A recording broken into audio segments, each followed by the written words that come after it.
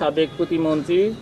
স্থানীয় সরকার, পল্লী উন্নয়ন ও সমবায় মন্ত্রণালয় ও সাবেক সংসদ সদস্য যশোর ৫ কর্তৃক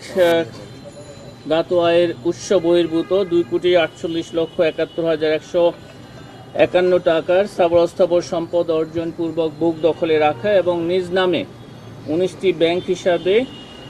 ৪১,৬৪,৮২,৩৩৪ টাকা অস্বাভাবিক লেনদেনের অভিযোগে এটি মামলা রুজু হয়েছে। দুর্নীতি দমন কমিশন আইন ২০০৪-এর ২৭-১, মানি লন্ডারিং প্রতিরোধ আইন ২০১২-এর ৪-২ এবং ৪-৩, এছাড়া দুর্নীতি প্রতিরোধ আইন ১৯৪৭-এর ৫-২ ধারায় এই মামলাটি রুজু করা হয়েছে। অভিযোগ সংশ্লিষ্ট তন্দ্রা ভট্টাচার্য, স্বামী স্বপন ভট্টাচার্য,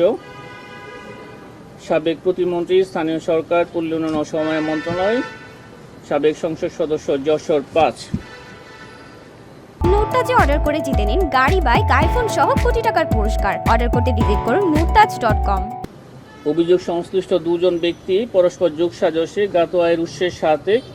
সংগতিবিহীন ৫,৫৫,৪৫,৩৯১ টাকার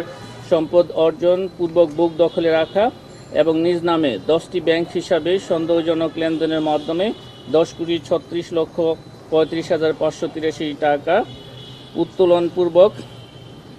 গোপন স্থানান্তর, রূপান্তর, হস্তান্তরের মানি লন্ডারিং সংক্রান্ত অপরাধে তাদের দুজনের বিরুদ্ধে আরও একটি মামলা রুজু হয়েছে। ডাক্তার মোহাম্মদ মনসুর রহমান, সাবেক সংসদ সদস্য, রাজশাহী